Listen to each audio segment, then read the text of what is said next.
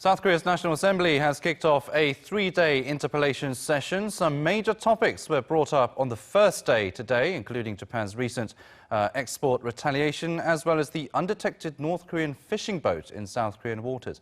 Kim Min-ji has the highlights. Topping the agenda on the first day of the parliamentary Q&A session on Tuesday was Japan's new trade restrictions against South Korea.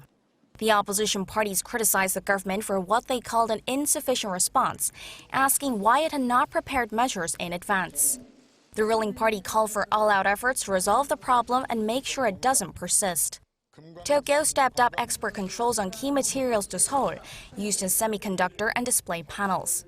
The government said it has been preparing for all possible scenarios. We are demanding the immediate lifting of the measures, and we have set up a task force that will look at ways to minimize the effect on local companies and see what is best in the mid to long term. We're also planning to file a complaint with the WTO. Also on the table was a recent security lapse that allowed a North Korean fishing boat enter South Korean waters undetected. The opposition criticized the government for not noticing the boat and again called on the defense minister to step down, while the ruling party called for more training. The government reiterated there was no cover-up, but apologized again for the security lapse. There are a lot of factors that led to the failure to detect it. I believe there was a lack of education and training. We also found that we need to bolster our system to improve coordination between the Army and maritime police. There was also some back and forth between rival parties over the denuclearization drive on the Korean peninsula.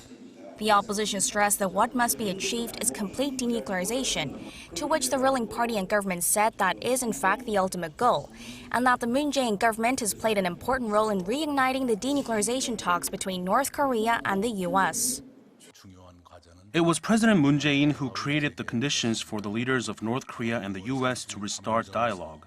Depending on the situation, he sometimes plays the role of mediator or even steps out of the scene, and this has resulted in achievements.